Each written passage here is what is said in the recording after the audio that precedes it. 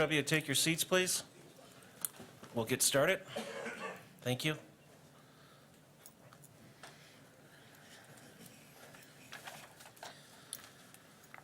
And good evening and welcome, everybody. It is Tuesday, May 28, 2019 at 6:30 p.m. I am calling this meeting of the Common Council of the City of Wausau to order. We'll begin tonight's proceedings with a Pledge of Allegiance. I pledge allegiance to the flag of the United States of America and to the republic for which it stands, one nation, under God, indivisible, with liberty and justice for all.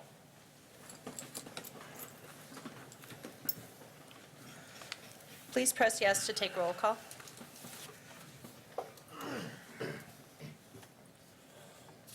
We have 10 members present. And folks, we do have a full agenda tonight with several recognitions, and I am going to be losing people as far as for the county board, so if we can, we'll move through. First off, I do have a recognition of the Wausau Fire Department, and I always like to recognize our city employees who always seem to go above and beyond in what their duties require, and they're responding to services and issues when needed. Last week on the morning of Wednesday, May 22nd, 2019, the city of Wausau was struck hard by a severe thunderstorm. The rain and the strong winds wreaked havoc on many homes with downed power lines, toppled trees, and the loss of power. The Marathon County 911 call center was instantly flooded with calls from residents needing assistance. From the city of Wausau, our police department, our Department of Public Works, and our fire department immediately went to work to begin the response and the recovery efforts.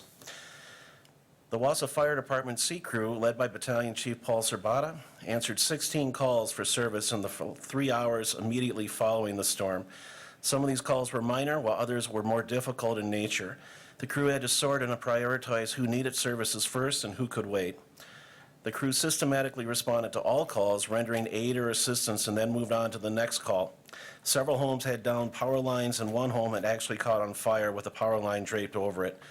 And while I know that all our employees would just rather be humble and just simply would say that they're just doing their job and what they were supposed to do, I still would like to recognize those Wausau Fire Department crews who really went above and beyond in performing their duties last week during this real emergency situation.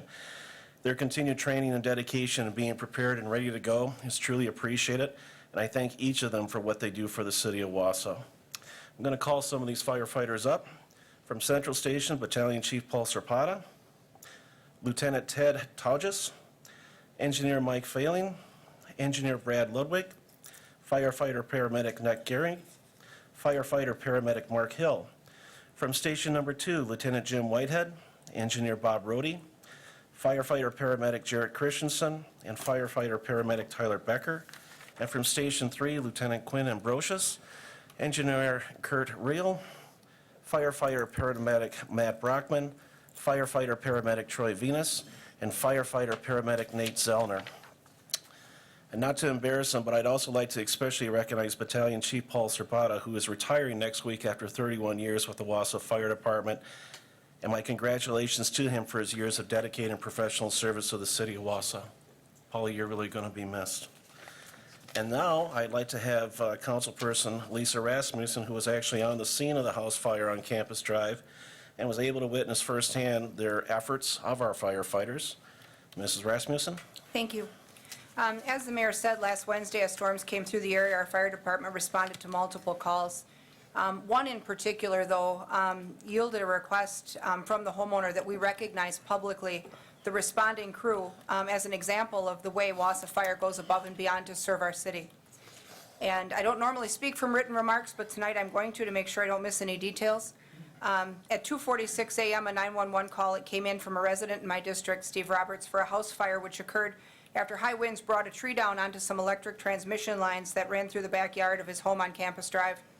As the tree tore the lines down, a fireball erupted in the backyard, igniting the back of the home and leaving the power lines down on the garage. Wausau Fire arrived in 3 minutes and were able to extinguish the fire. However, the home sustained heavy damage to the backside, garage, and attic, as well as some water damage. Mr. Roberts and his wife, Gloria, were able to escape the home, and they fled to Gloria's mother's house next door with the clothes on their backs, Steve's iPhone, and Gloria's purse. Steve, devastated by what was happening, was clearly very upset at the scene. I received a frantic call from Steve during the night as the fire department was on scene because he knew that in my private sector job, I'm in the insurance business. He was seeking advice and help because all of their documents and records were in the home. After getting some basic information, I was able to contact his insurer to get his claim reported and was able to contact a restoration company to get things started for later that morning.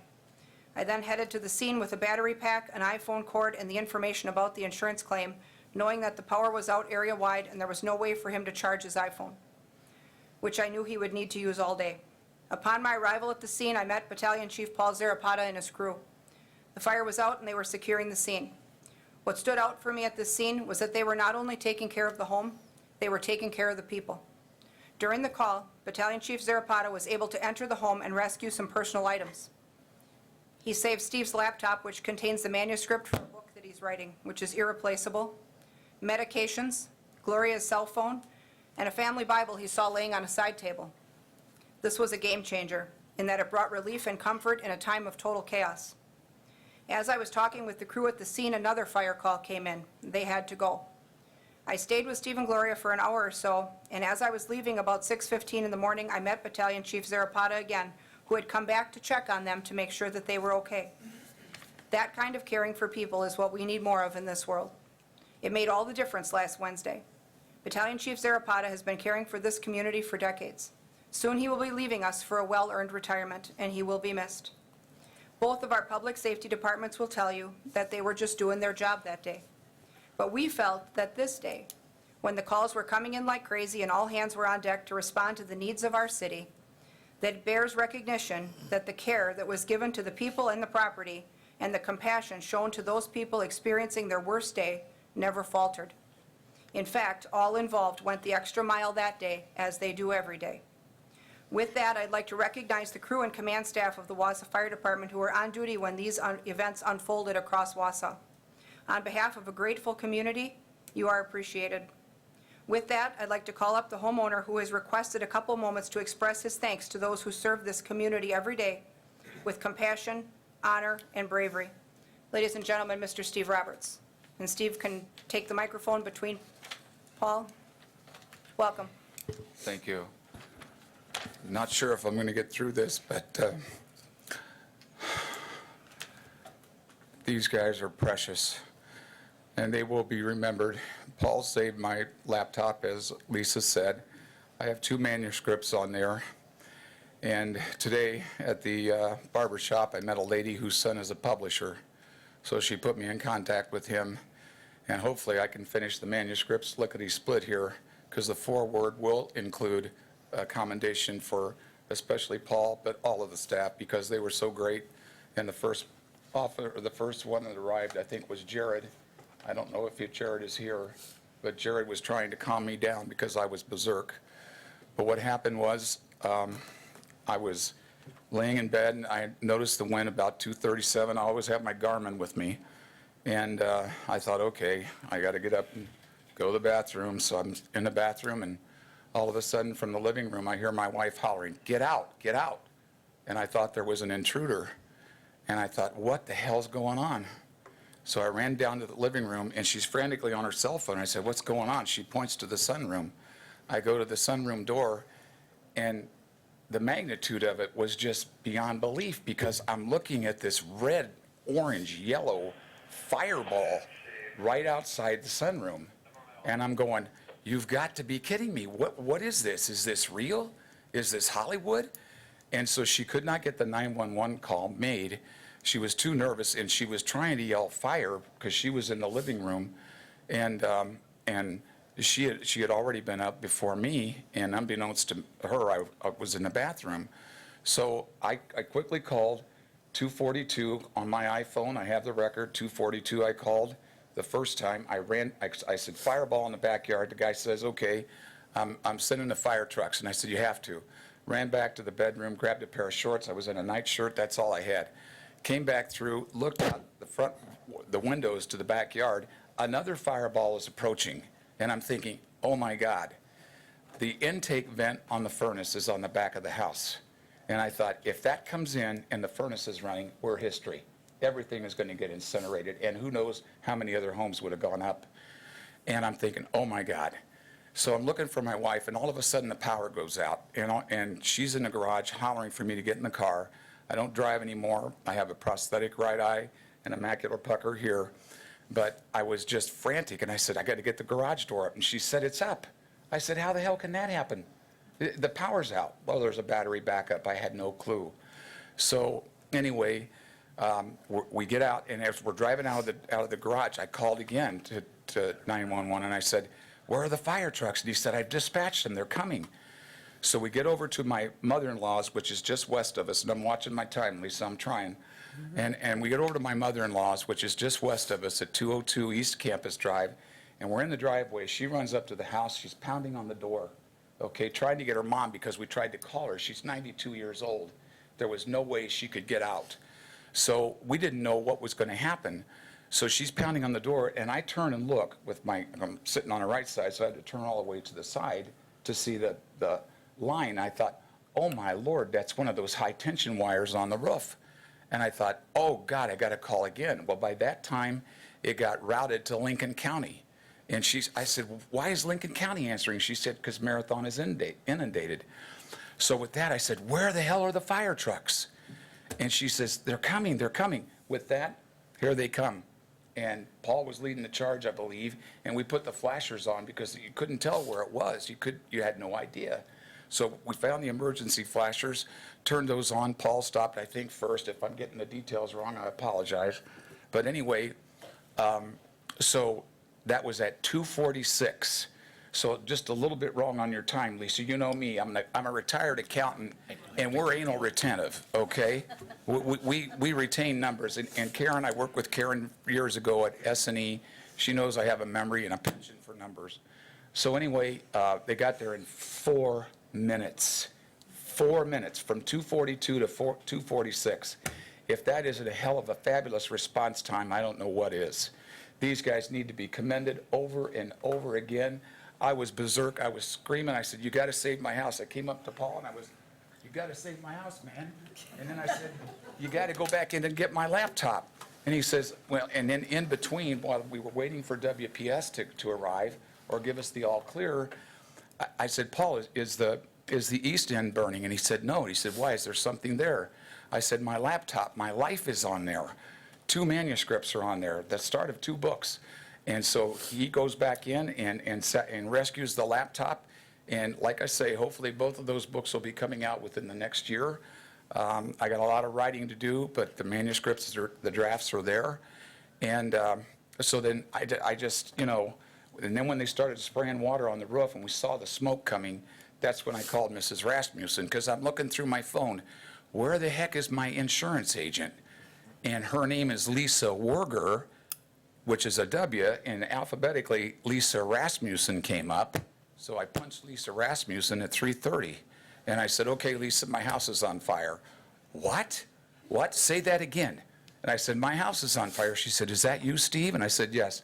What you have to know about Lisa and me is that 11 years ago, when she first got elected in 2008, she's been our district representative and now city council president. We've worked on probably a dozen projects in that neighborhood, right, Lisa? We have, and At Steve is least. the very first resident who ever called me with a concern following my election. So he and Gloria hold a special place in my heart, and I was more than happy to help you guys last week. Well, so. and you went above and beyond the call of duty. She was not my agent. She didn't even work for the same company I'm with, Acuity. She's with State Farm, and I know I'm going over.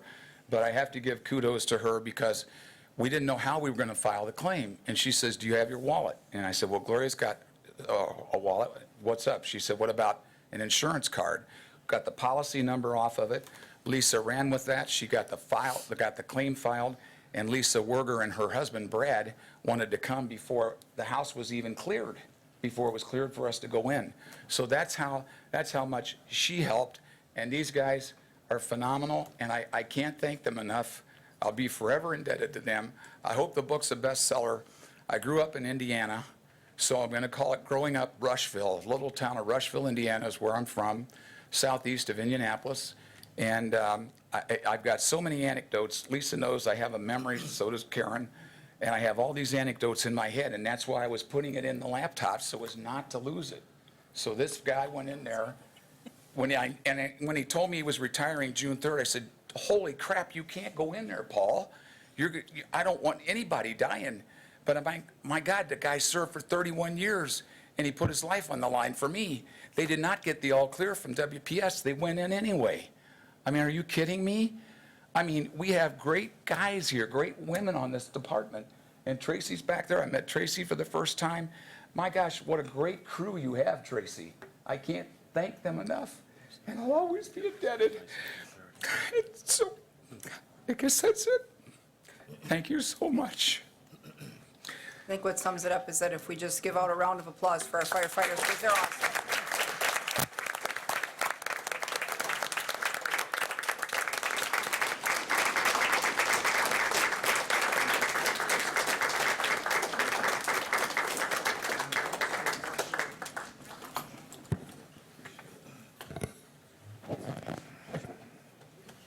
Jim, Steve, thank you so much. You're welcome.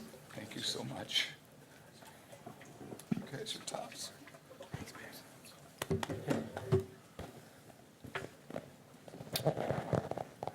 I know you're not going to believe this, but I'll make it quick. So my name got mentioned a lot, and it's really a team sport. Matter of fact, you can see the guys that were standing here that now have sat down. That's only half of the crew. The other names that were mentioned are actually working today, but you may have seen them get called out as we were getting started. So pretty typical of the nature of what we do, and that night was no different. A lot of calls in a lot of time, in a short time, and the crew stepped up and took care of that. Typically, matter of fact, maybe the chief and I'll be having a talk when we get back. Typically, the incident commander isn't inside a structure when we have fires, but with everybody at different locations, when we had that additional need, I was the guy left able to step inside and get those things while everybody else was putting fire out. So again, I just happened to be the guy that walked in to get things out. It was really other people putting fire out, making sure that we're all staying safe and getting the job done as a whole. So again, with the people we had on hand, we got it done that night, and just like tonight, we were out and about, and we thought we were only going to have 5 here when things started, and a couple of guys managed to free up from what they were doing. So thanks for the privilege and the honor to serve the city. We all joined for that purpose, and you're right, we would say we're just doing our job, but we do like going above and beyond so that everybody gets that additional care and service that we see as being part of the deal. So, thank you. Thank you, everybody. We have one registered person to speak tonight, and that would be Miss Bonnie Clower. If you could come forward, please. And if I could, ma'am, ask you to limit your comments to 3 minutes and your name and address for the record, please. I'm Bonnie Clower from 1013 Graves Avenue. Been in Wausau just a little over a year, but I have a daughter here for a long time. I'm here to add a positive thought on the healthcare center, improvements that are coming up. In addition to the addition of a juvenile psychiatric beds have been needed for a long time. 5 or 6 years ago, my granddaughter attempted suicide at 17. After many calls, a psych bed was finally found in Madison. For families needing emergency psychiatric care, housing, and a place housing a child far away is a heavy burden. In addition, the addition of a juvenile psychiatric beds unit is a huge step forward for the healthcare district. Thank you. Thank you, ma'am. Moving on to the consent agenda, starting with file number 190501 from the council for the minutes of the previous meeting, and it will end with file number 190516 from SISM. Mr. Gisselman has asked that file number 190108 from Public Health and Safety, the resolution authorizing the live outdoor music at Timekeeper Distillery be pulled and attached to the resolutions and ordinances. Otherwise, those other 3 files I had mentioned, I'll entertain a motion to accept for the consent agenda. Motion by Mr. Nunning. Do I have a second? By Ms. Kellbach. Begin voting.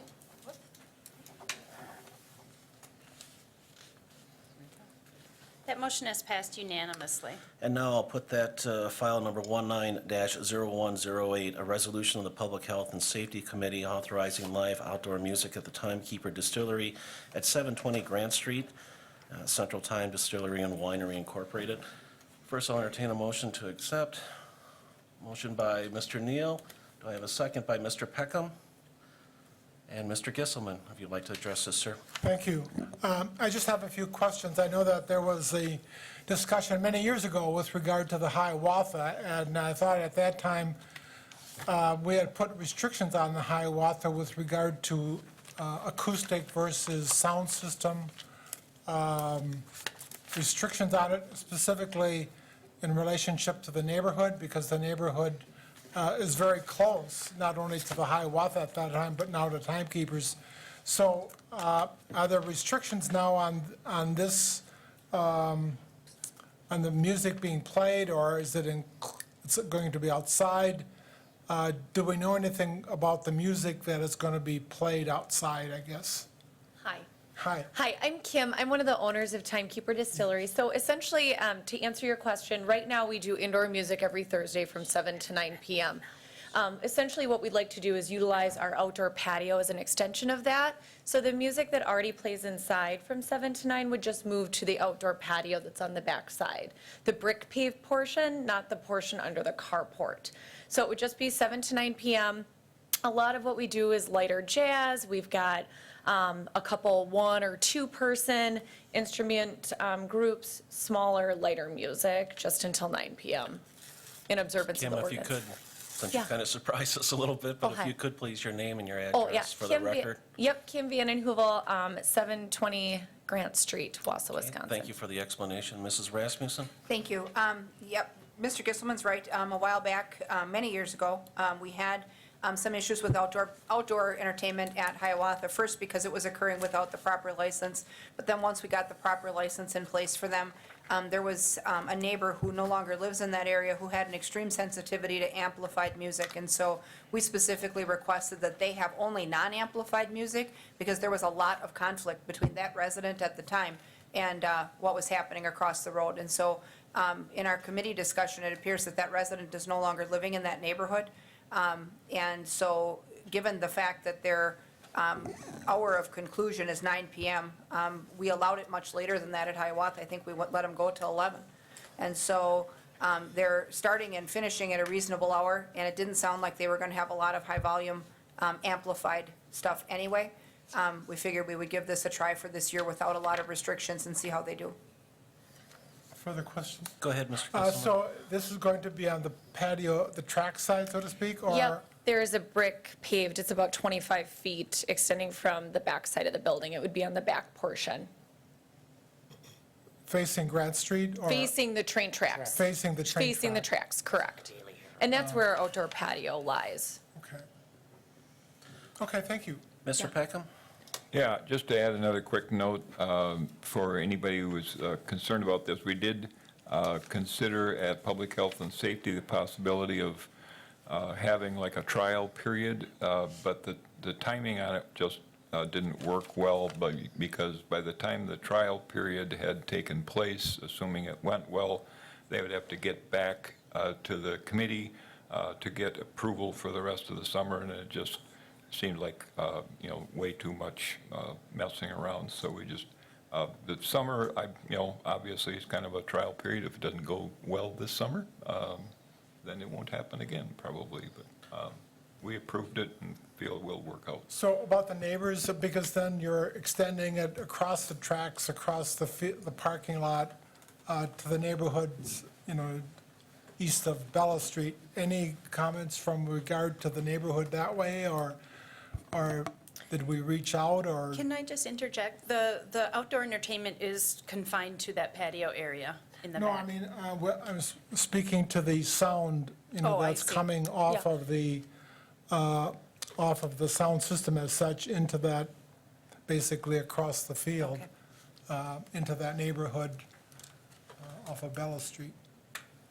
Just curious. Mrs. Rasmussen? Thank you. There was no immediate concern noted from the adjacent neighbors, but in our discussion in Public Health and Safety, we did note that if there was a noise concern voiced by residents or neighbors, that the police department would handle that the same as they handle it for any other premises, and they'd respond to the area, make an assessment as to whether or not the hour and the noise was at a reasonable volume or not, and if it wasn't, they'd certainly proceed over there and ask them to turn the volume down and see if that can allay the concern. So Police department didn't seem to have any concern about the hours or the style. So, obviously, we've never had it there before, but, we think that we can get it done this summer and that it shouldn't be a problem. In our last event with live music, I sent letters to all neighbors adjacent in that radius with my personal contact information, letting them know we were having live music. Nobody surfaced with any concerns or questions to me personally. So I did do the radius of the whole area. Okay, thank you. All right, we have a motion by Neil, oops, hold on a second. Okay, system just died, give me 2 more seconds.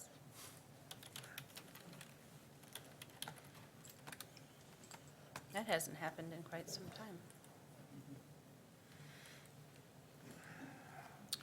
Motion by Neal, second by Peckham, and you may begin voting.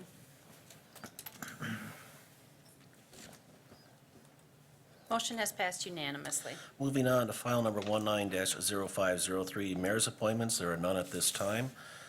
Moving on to file number 19-0512, a resolution of the Capital Improvement Street and Maintenance Committee accepting a permanent easement for a trail and temporary limited easement for construction of said trail and construction of the wall along the river at 224 East Thomas Street. I'll entertain a motion to accept. Motion by Mr. Gisselman, second by Mr. Nutting. Mr. Peckham.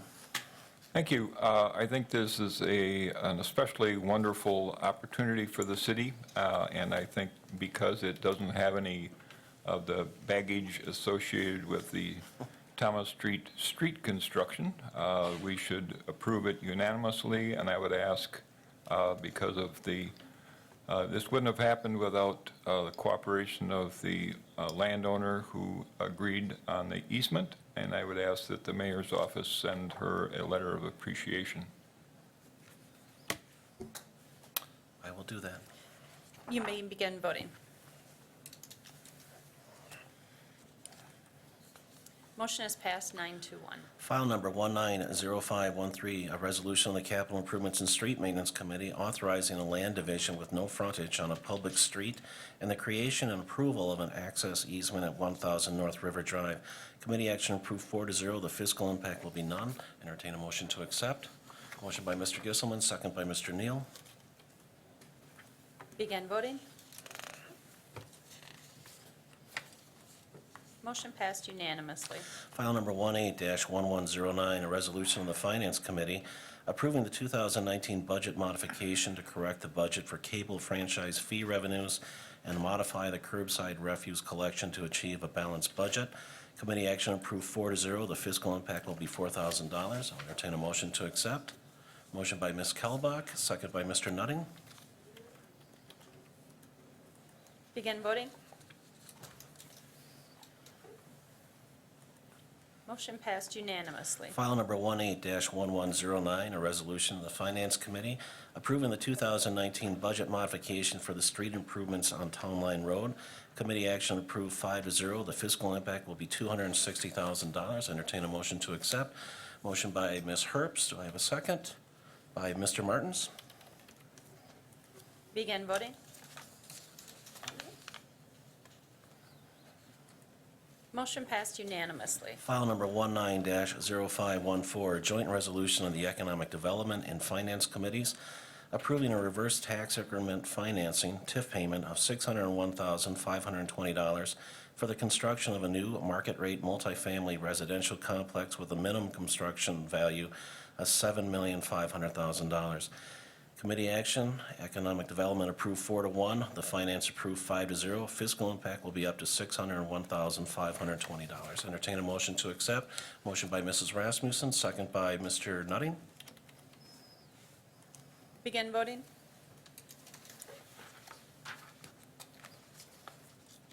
That motion has passed 9-1. File number 19-0514, an ordinance of the Plan Commission rezoning 1401 Elm Street from an IB Interchange Business District to a UDD Unified Development District. Committee action approved 7-0. The fiscal impact will be none. I'll entertain a motion to accept. Not everybody at once, please, Mrs. Tao. And a second by Mrs. Rasmussen. Begin voting. That motion has passed unanimously. File number 19-0514, a resolution of the Plan Commission approving the general development plan and precise implementation plan at 1401 Elm Street to allow for an 87-unit multifamily residential development and a one-story medical office building in a UDD, Unified Development District. Committee action approves 6-0. The fiscal impact will be none. I'll entertain a motion to accept. Motion by Ms. Herbst. Do I have a second? By Ms. Kalbach. Mr. Gisselman. It's just a question, the resolution speaks to the medical office building. That is not no longer on the map, so to speak, or is it's sort of turning into some other kind of office building? The resolution speaks to the general plan for a commercial office building. It initially was medical office, but that is just a general plan at this point. The precise plan is for the apartment building. So whatever future use of that medical office building is, will need to come back to Plan Commission for the precise plans. It could be medical office, it could be commercial, I guess. In the general plan, it was just identified a couple different ways, but it still needs to come back for final approval. Okay. You may begin voting. Motion passed unanimously. And file number 19-0515, a resolution of the Plan Commission approving the general development plan and precise implementation plan at 1100 Lakeview Drive to allow for the renovation and removal of existing buildings and to construct a new skilled nursing facility and CBRF and hospital facilities in a UDD, Unified Development District. Committee action approves 6-0. The fiscal impact will be none. I'll entertain a motion to accept. How appropriate from Mr. Peckham for District 1. Do I have a second? By Mr. Gisselman. Mr. Neal. Thank you, Mayor. Well, my mic's been on all along. I'm lucky I wasn't over here talking to myself. Or swearing. Just recently, we had a sort of an anecdotal report regarding the green space or field next to this facility, and some expression perhaps by the facility itself that they didn't want people playing or using that field for recreation purposes or something along those lines. It was totally an anecdotal report. Does anybody have any insight on that? And if you could, please, your name and address for the record. Sure. My name's Michael Lauder. I'm the Facilities Director for Marathon County. My address is 7007 Weston Ridge Drive in Weston. Last week, we were asked that question, and the way I answered it was we're working with the City County Parks Department to take the organized sporting events that have happened at that site and where they practice there and trying to move them to facilities that better suit their need, because the green space we had was not a regulation-sized soccer field. It was, it was just open space that was available. And obviously, we want to continue to make the green space on the facility accessible to the neighborhood and utilize those resources while, thinking about also the privacy of the patients and the people that use the facility. But in no way were we saying we didn't want anybody using the green space at all. It's just we're trying to actually help those organized sporting things that are going on to be able to practice and have their stuff at a suitable place that's designed for that. Thank you. Sure. Mrs. Rasmussen.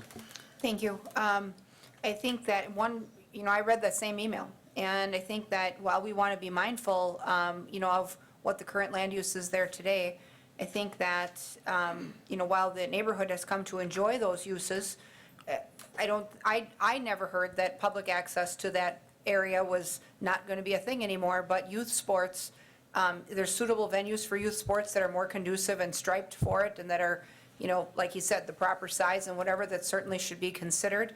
But I think that we have to recognize the healthcare center's needs, and as they expand and as they continue to provide service to the community, there was nothing that ever said that that land was going to be green space forever, nor that it couldn't be reclaimed for their use. I mean, they are the occupant of the site, and they're providing services, to this entire area. And I think at some point, if they would have a need for that space, or, they would find that, it doesn't lend itself well to that use anymore, times can change. And so while I want to be sensitive to the residents who are using that now for youth soccer or whatever they're using it for, and even neighborhood play. I mean, if kids are out there and they're able to play there today, if there's a walking trail through there, if people can walk through, that's fine. But at some point, if they need to use that facility and reclaim it for their use, I think that we all have to respond to that in a proactive manner and not let the, we'll call it common law use that's always existed there, hinder their ability to use their entire site. And so, I just think that there can be a compromise drawn between what historically has been that youth sports use and, still having something that the neighborhood could enjoy, even if it doesn't include youth soccer. So I support the project. Mr. Peckham? Yeah, I think Mr. Lauder correctly characterized what was attempted to be communicated at that meeting. They had space there in the past that was large enough for a practice field. Like they said, it wasn't large enough for a full-size, regulation game or anything, but that space is going to be smaller, but it's still going to be available for pickup games, frisbee, whatever you want to do over there. So I think that, the space is going to be a little less because of the berm and the buildings, but I think it's livable and it's still going to be a nice green, kind of an open space on that corner. You may begin voting.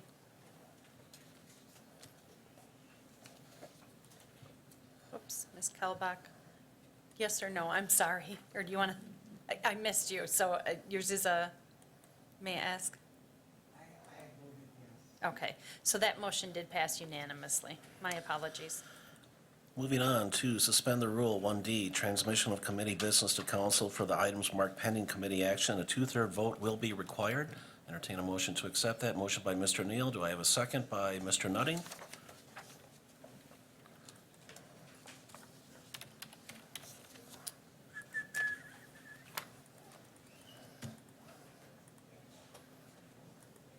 Begin voting, please.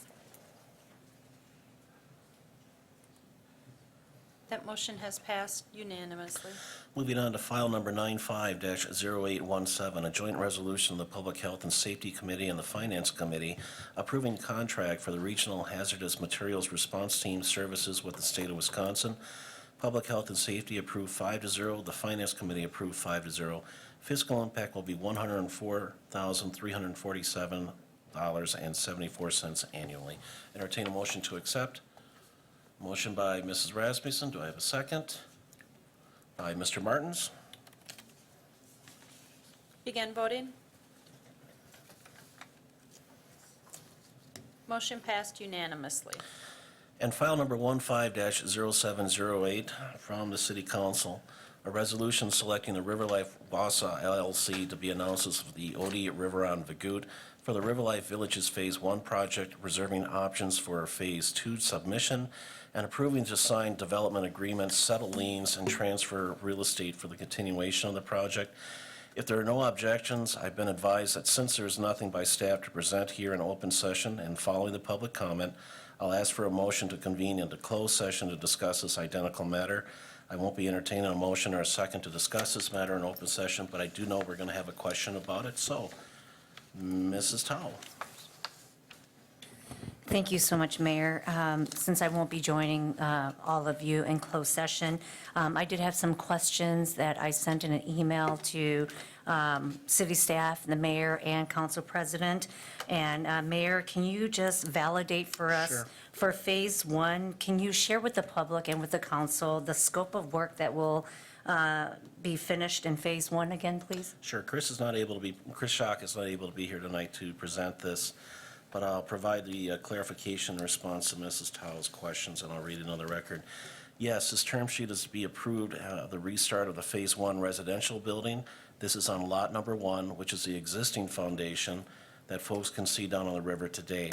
They will complete that residential building based on the original plans and any final amendments that are approved by the Plan Commission or the City Council. They will also work to restart the mixed-use commercial building and will explore an additional phased residential building by the end of the year. And yes, the approximately $2.7 million total incentive amount, which is the original amount approved for the project, includes the settlement of the liens on the site and which have already been approved by the City Council. And this was discussed about 2 weeks ago in closed session, so. One more- Mr. Sorry, Mayor, ahead, one I'm more sorry. thing. Can you validate that the 2.6 million out of the 2.74 will go to pay off all the liens that are active today? I want to say, yes, we got that partial payment from Barker Financial, and I might need your help on this, so just to clarify, if you can answer Mary's questions. Okay. So my understanding is that there are open liens, and that we have signed agreements for 3 contractors, Samuels, Ayers, and Madrovich. And Samuels' outstanding is $2,050,000, Ayers is $32,728, and Madrovich is $108,039.38 cents. The total of those is $2,190,767.38. So it would fall within the original commitments and the $372,000 that we had originally paid to the developer. Thank you so much, Mary Ann and Mayor. No problem, thank you. Mr. Peckham? Thank you, sir. I have several questions. In the opening paragraph of the resolution is the phrase, "and approving to sign development agreements, settle liens, and blah, blah, blah." So that means that passage of this resolution would be approved, like for the mayor to sign the development agreement, settle the old liens, not any new stuff. Is that right? Settle existing liens? Okay. Thank you for that. And we have, Might want to, keep going. When it comes to the term sheet number 5, it says developers shall be allowed to market, represent for lease or sale the mixed-use parcel for at least 12 months. The specific plan for that parcel shall be approved in UDD zoning. That's the parcel on the north side of the creek channel, is that right? And what does it mean that, I'm going to have Mr. Lenz, if you could possibly address this, because like I said, Mr. residential Schock is side would be gone. the south side, so this would be the north side? Number 5, yeah, that building north of the stream, just Yeah. north of the apartment building is still part of Phase 1. That's part of the Okay. original developer agreement, so that was originally proposed as a mixed commercial building. So that is what number 5 is referring to. So that parcel is going to be reserved for their possible use, although we've gotten mixed signals on whether or not they, specifically are going to use it. It's theirs for a year to do something with if they wish. Is that correct? I want to say that's correct. Yeah, that is correct, but then they're also looking at a Phase 2, which is a separate lot, which would be south of this particular, Okay. south of the foundations that. I got they're- another question on that. so. Okay. And then I think this is probably not a Brad question, but number 6 says, "City shall provide 49% of available full increment as a reserve TIF payment for 2 years." And the available full increment means the full amount that we would receive in taxes on that property based on its assessment? And it's not going to be 49% of the full increment, it's going to be 49% of the full taxes that would be paid on that increment, is that correct? The full increment's going to be $6 million or something, so if we want 49% Well, of the that, I'm all increment for it. isn't the taxable value. The increment is How much the it added grows. value to the TID. Right. So are we going to get 49% of that, or are we going to get 49% of the tax revenue that would be paid on that?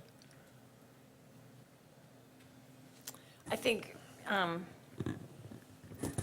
That probably is a good point. It should probably say the full tax increment instead of just increment. I think that's generally understood, but if we wanted to have a complete 49% of the revenue on the full, tax Tax. revenue on the full increment. Right. I don't really know why that word "full" is in there. I didn't help craft this, so, I don't know why that word "full" is. Okay.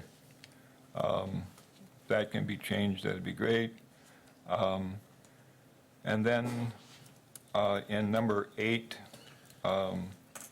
says the city shall reserve land south of the proposed Fulton Street for a Phase 2 project, and that's the thing that Mr. Lenz mentioned. But then the next collection of words begun with a capital letter and ending with a period is not a sentence, and I don't know what it means. If said project proposal is reviewed and approved by the Plan Commission, Economic Development Committee, and Common Council by December 31, 2019. What happens?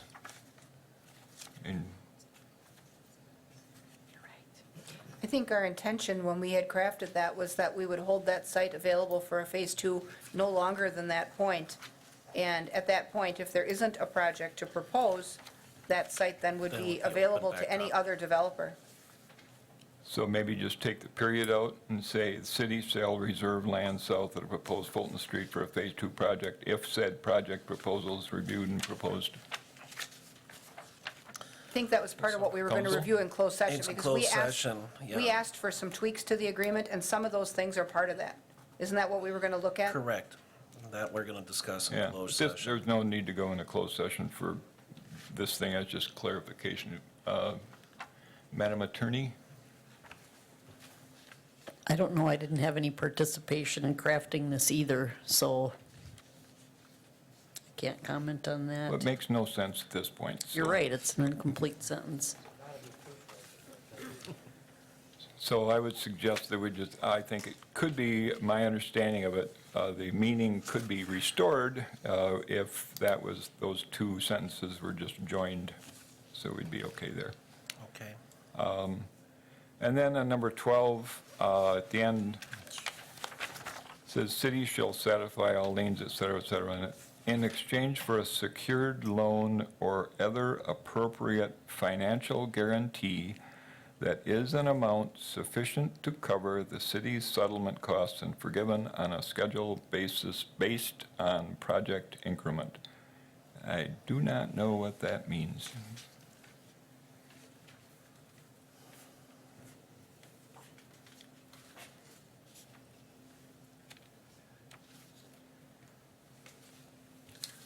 I don't know about you, but I expect getting a lot of questions about this. Didn't we and I have- would like to be able to answer them. Weren't we supposed to have conference with legal counsel about the amendments to the agreement that we asked for? Isn't that the reason we're on for For closed closed? session. I thought we were going to have, He is Isaac- available. He is available, I- as is Mr. Schock, in closed session. well, and that's what I thought we were going to hammer out, Right. was we were going to go in and make sure that the adjustments we asked for are in there. I just want to try to make sure we can answer Mr. Peckham's questions, but no, this was going to be discussed in closed session. Okay. If I may. Go ahead, sir. There's no need to discuss this in closed session. There's no negotiation going on. You just want a clarification of the wording? Yeah, what does that mean?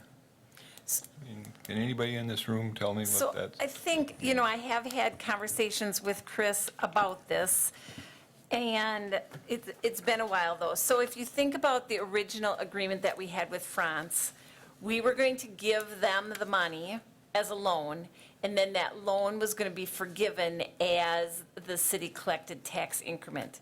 And so he was trying to come up with a similar scenario so that we were assured that there was a value to that building, an ongoing value to the building. So since we're not giving the money to the developer any longer because we're settling the liens rather than giving the money to the new developer, in his mind, he thought that there would be some sort of either a loan, though typically when you give someone a loan, you've given them money, Or, and I think that's why he has other appropriate financial guarantee that would cover our settlement costs, and then we would forgive that over a period of time.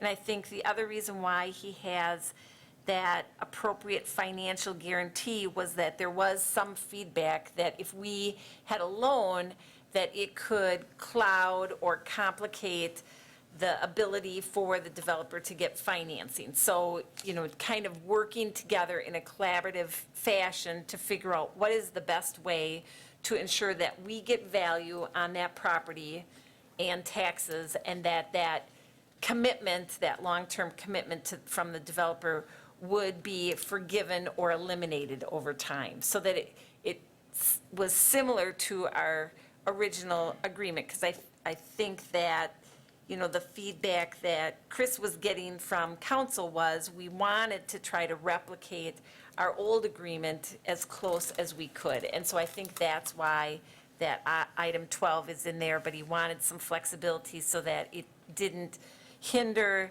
the developer from getting financing for the rest of the project.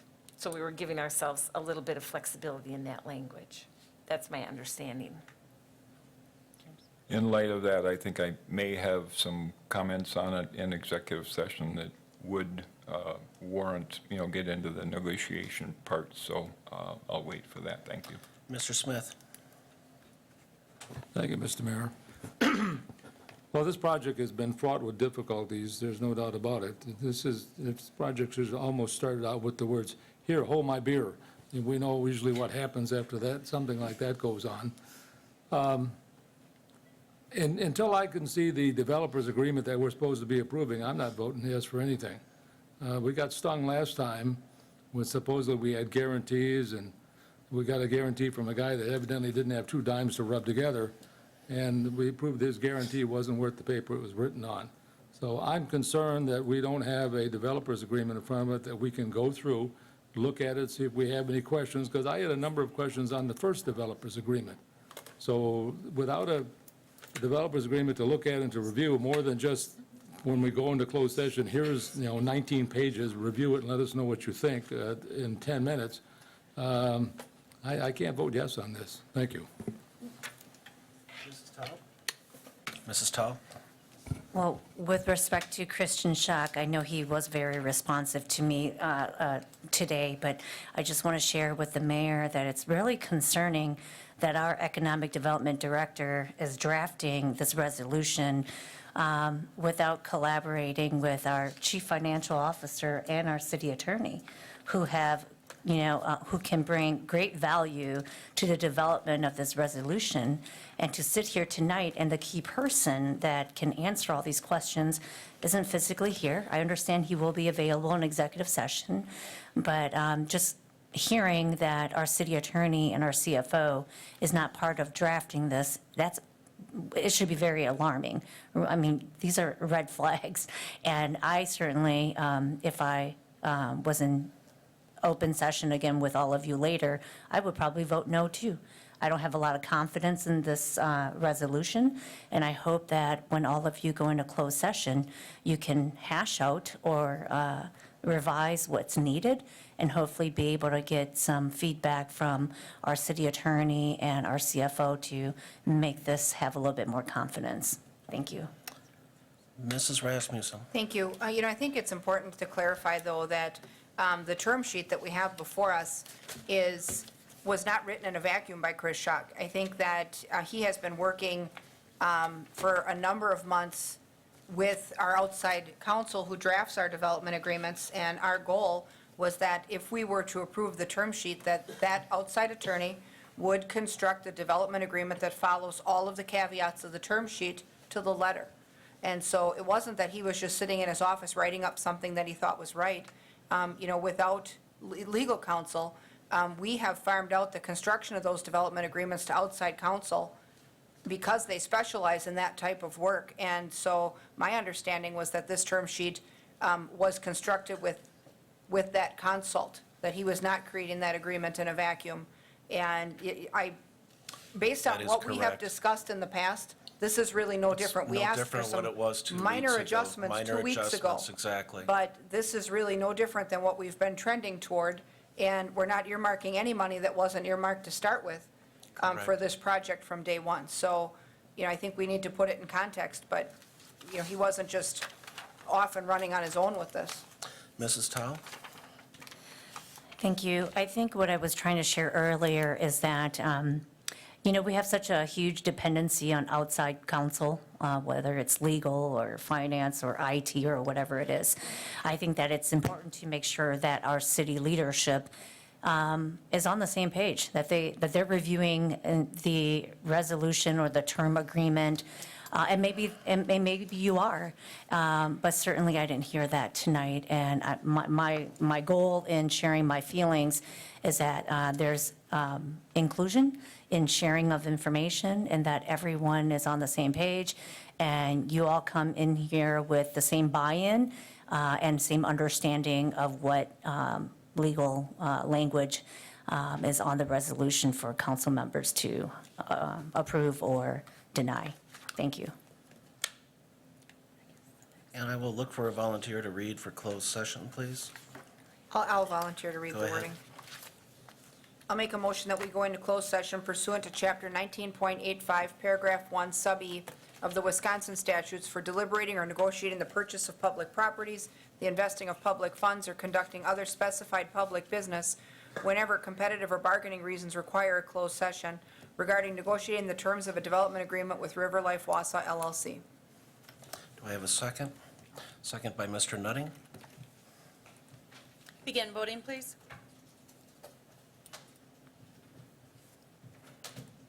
That motion has passed 9-1. And at this time, we'll go into closed session. We will come back out. Thank you.